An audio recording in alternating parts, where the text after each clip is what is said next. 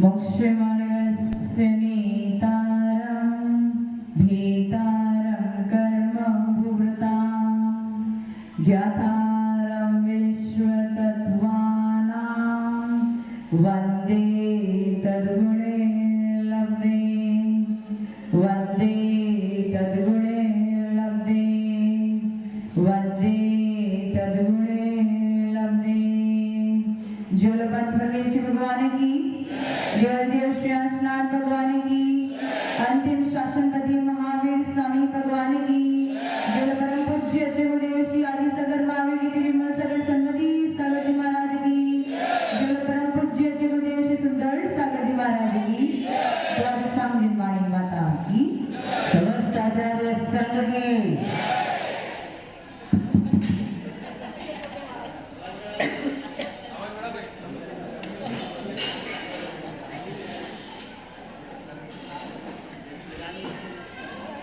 हमारा असीम सौभाग्य है कि इस पंचम काल में जहाँ पे हमें साक्षात अरिहंत परमेश्वर के दर्शन नहीं होते, वहाँ पे अरिहंत प्रभु के वेश को धारण करने वाले आचार्य उपाध्याय एवं साधुओं के दर्शन आज भी हमें प्राप्त हो रही है। पुरुषार्थ सिद्धि उपाय में आचार्य भगवान ने लिखा है कि अगर किसी श्रावक को उपदेश देना हो तो सर्वप्रथम उपदेश किसका देना? निर्ग्रंथ पद का उपदेश देना, मुनि धर्म का उपदेश देना, किस प्रकार से मुनि होते हैं, किस प्रकार से उनकी चर्या होती है, उसका उपदेश देना चाहिए। और यदि वे श्रावक उस मुनि धर्म को पालन करने में असमर्थ हो तो, और उनकी अगर इच्छा हो कि धर्म का पालन करना है लेकिन यथार्थ धर्म का पालन अभी करने की हमारे में योग्यता ना हो, तो फिर दूसरा रास्ता कौन सा है? तब आचार्य भगवान कहते हैं कि वो मुनि धर्म का पालन ना करते हुए उसका लक्ष्य लेकर श्रावक धर्म का पालन भी कर सकता है। अब आंतरी में जितने भी लोग बैठे हैं उसमें शायद ही कोई एकाध ऐसा जीव होगा जिसकी इच्छा होगी मुनि धर्म को पालन करना। अगर यदि हम पूछ लें कि किसकी इच्छा है तो कोई हाथ ऊंचा करने वाला? सब लोग को कौन सा वे चाहिए? इजी वे चाहिए। जाना सबको ऊपर ही है, लेकिन माता जी कोई ऐसा रास्ता बता दो जो इजीली पहुंच जाए। डिफिकल्ट रास्ता हमें नहीं चाहिए। तो इजी रास्ता कौन सा है? श्रावक धर्म का। कौन सा है? श्रावक धर्म का। व्रत शब्द सुना है ना? व्रत यानी आपस में बातचीत ना करें बिल्कुल भी। व्रत यानी व्रत, ये शब्द वीरत शब्द से निकला हुआ है। वीरत यानी रति को नष्ट करना। किसमें? संसार में जो आपका प्रेम है, संसार में जो आपका मोह है, संसार में जो आपकी लगन लगी है, उससे विरक्त हो जाना यानी उससे जो हट जाना, उसी को व्रत कहते हैं। अब संसार से विरक्त कौन हो सकता है? हम जैसे साधु ही हो सकते। आप तो संसार से विरक्त हो नहीं सकते हो, फिर धर्म का पालन कैसे करोगे? तो आचार्य भगवान कहते हैं उस व्रत को पालन करने के भी दो तरीके। कितने तरीके? दो। एक तो महाव्रत और एक है अनुव्रत। महाव्रत यानी जिन्होंने पूर्ण रूप से जो विरक्त हो गए हैं, जैसे साधु हो गए, आरिका हो गई, जिन्होंने घर का त्याग कर दिया है, वो पूर्ण रूप से विरक्त हो गए हैं, इसलिए उनके पास क्या होते हैं? महाव्रत होते हैं। अब जो गृहस्थ में रह रहे हैं फिर भी उनको धर्म का पालन करना है तो क्या करेंगे? व्रत को धारण तो करेंगे लेकिन एक देश रूप में करेंगे, छोटे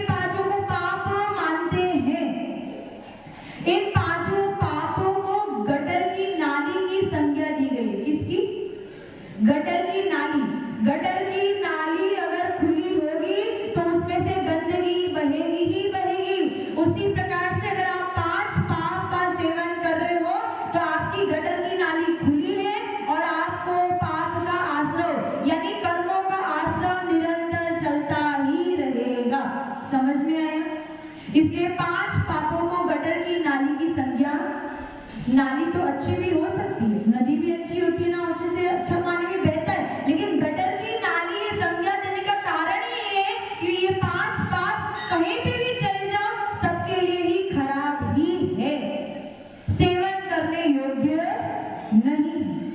अब इन 5 पापों को दूर करने के लिए ही व्रतों का पालन किया जाता है। वो 5 व्रत कौन से हैं?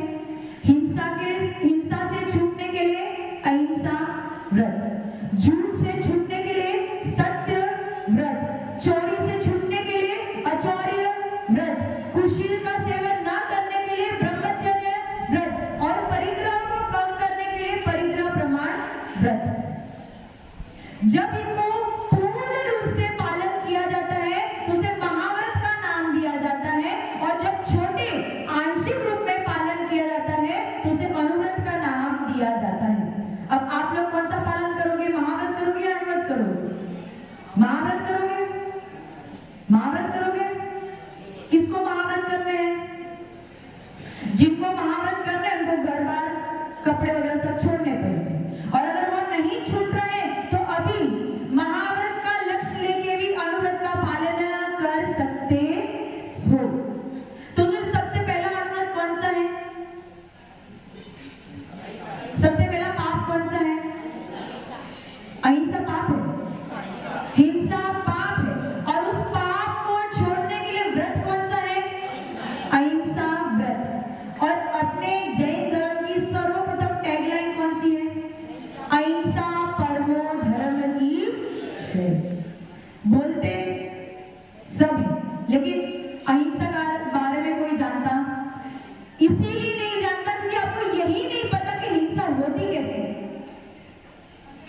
केवल किसी जीव को मार देना, किसी को हिंसा पहुंचाना, किसी को दुख पहुंचाना, जो दिख रहे हैं केवल उनको ही दुख पहुंचाना, आप इस छोटी सी वस्तु को ही हिंसा समझ रहे हो। लेकिन जब जैन धर्म में हिंसा की बात की जाती है तो उसका एक बहुत ही बड़ा रूप है जिसको आज तक आप जान नहीं।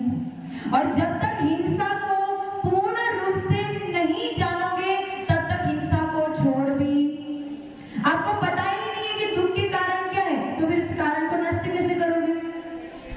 आपका सबका ध्यान कहाँ जा रहा है? चौके में। चौके में क्यों जा रहा है? क्योंकि हमारी अनादि काल से हमारी यही आदत है कि जहाँ पे सुगंधित पदार्थ की सुगंध आएगी हमारी नाक वहां पे, और नाक वहां पे पहुंच गई तो आपका उपयोग भी वहां पे। फिर माता जी जो बोल रही है उससे कोई मतलब है ना? ऐसा ही है ना जयंती लाल जी? आपका उपयोग कहाँ जाना था? उधर, जबकि आपका उपयोग कहाँ होना चाहिए था? इधर। उसमें तो आपने अनादिकाल बिता दिया, खाते खाते और सुगंध लेते और भगवान को देखते देखते अनादिकाल बिता दिया। अब आपका सौभाग्य जागा है कि कुछ गुरु का उपदेश आपको प्राप्त हुआ है, तो समझ लो आपको हीरे की प्राप्ति हुई है। और अगर हीरे की प्राप्ति हुई है और उस हीरे को भी आप 20 मजदार में छोड़ दोगे तो पुनः उसकी प्राप्ति होने वाली, फिर उसी सुगंध में, उसी पकवान में पूरे जीवन पर पड़े रहना। समझ में आ गया? तो उपयोग कहाँ लगाना? यहाँ। जब तक हिंसा को नहीं समझ पाओगे तब तक अहिंसा का पालन नहीं। छड़ाला में लिखा है ना, जब तक आपको दुख का कारण नहीं पता चलेगा तब तक दुख को छोड़ोगे कैसे? आप सब कौन हो? संगी हो? असंगी हो? माता जी पता ही नहीं संगी क्या होता है, असंगी क्या होता है। मन है आपके पास कि नहीं? कहाँ है? बताना, जगह कहाँ है आपके पास? मन दिख रहा है? मन है? डाउट है कि नहीं है? अभी आप ये भी डिसाइड नहीं कर पा रहे हो कि आपके पास मन है कि नहीं। उसका मतलब आपके पास एक अनमोल रतन जिसका नाम है मन, वो आपके पास है, लेकिन फिर भी आपको उसका बिल्कुल भी ज्ञान। अब बताओ उस रतन का उपयोग कैसे करोगे? घर के नीचे या जहाँ जमीन है आपकी वहां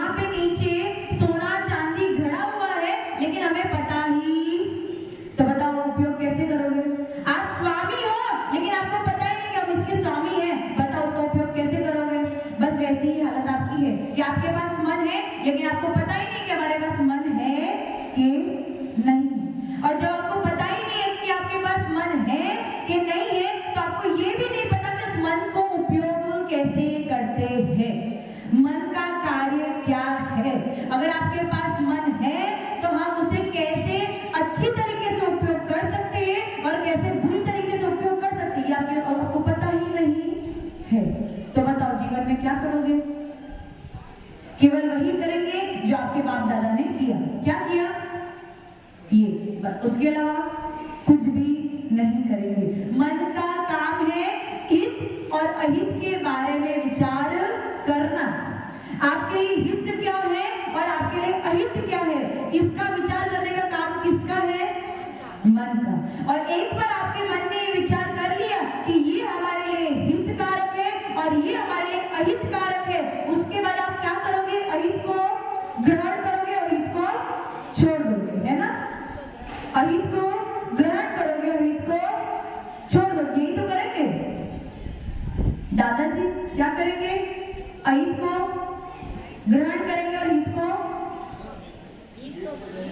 हित को ग्रहण करेंगे और अहित को छोड़ देंगे। सब इस बात को अच्छी तरीके से जानते हो कि धन के पीछे, पत्नी के पीछे, बच्चों के पीछे भागते भागते पूरा जीवन व्यतीत हो जाएगा, लेकिन फिर भी कोई आपसे संतुष्ट होने वाला नहीं है। तो आप बताओ, धन, पत्नी, बच्चे, घर परिवार, मकान आपके लिए हितकारक है या अहितकारक है? सच्ची सोच के बताना। मन को पूछो अपने, हितकारक है या अहितकारक है? तो कब छोड़ रहे हो? कब छोड़ रहे हो? उसका मतलब क्या हुआ? हमारे पास मन है, हम हित और अहित के बारे में सोच भी रहे हैं, लेकिन तकलीफ ये है कि हम अपने अहित को नहीं छोड़ पा रहे। क्यों नहीं छोड़ पा रहे हैं? क्योंकि हम उस अहित से इतना राग करते हैं, हम उस अहित की वस्तु से हमें इतना प्रेम है, हम उस अहित की वस्तु से इतना मोह है कि हम उसे छोड़, भले ही उस अहित को साथ में रखते रखते हमारा अहित हो जाए, लेकिन उस अहित को छोड़ेंगे फिर उनके बिना तो हमारा पालन, हमारा संसार चलेगा कैसे? पत्नी नहीं होंगी, बच्चे नहीं होंगे तो रहेंगे कैसे? अकेले रहते तो बोर हो जाएंगे, कुछ काम धंधा नहीं बचेगा। कमाते किसके लिए? पत्नी के लिए और बच्चों के लिए और अपने घर में। अगर वही नहीं देंगे तो हमारे पास काम धंधा क्या बचेगा? कोई काम बचेगा? अब सोचो कि आप अकेले हो जाओ, ना घर है, ना परिवार है, ना दुकान है, ना मकान है, कुछ भी नहीं है, तो काम क्या बचा? कुछ भी नहीं, तो बोर हो जाओगे ना।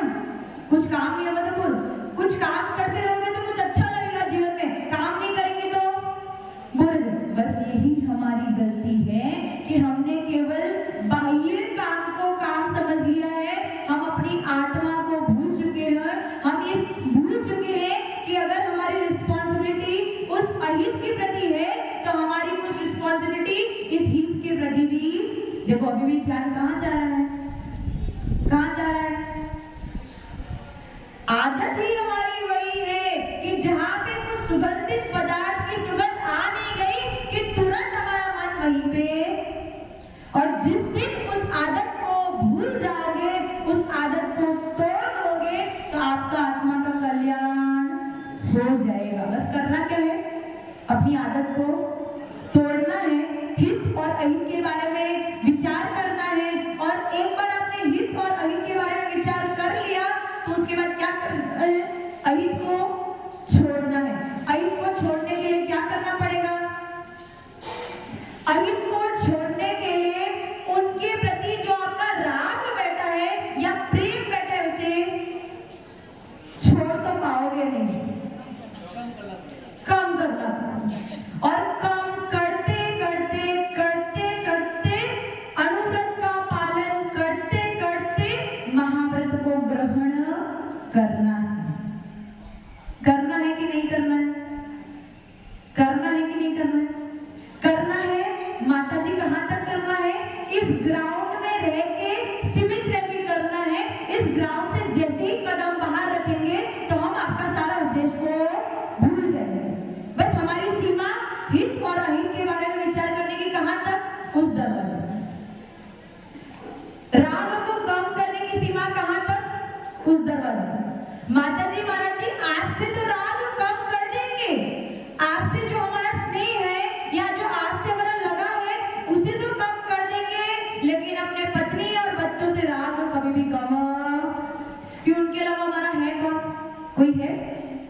कोई है? पत्नी और बच्चों के अलावा कोई है? कोई है? नहीं। भूल गए कि आपका सबसे बड़ा अपनत्व अगर किसी की तरफ होना चाहिए तो स्वयं से होना चाहिए। कि स्वयं ही एक ऐसा व्यक्ति है जो जीवन भर आपका साथ देगा। अब आप कहोगे कि माता जी मरण होने तक पत्नी और बच्चे हमारा साथ देंगे, तो यहाँ पे जीवन का अर्थ वो नहीं है। यहाँ पे जीवन का अर्थ है मरण के बाद भी आप अपने साथ रहोगे, लेकिन पत्नी बच्चे आपके साथ में।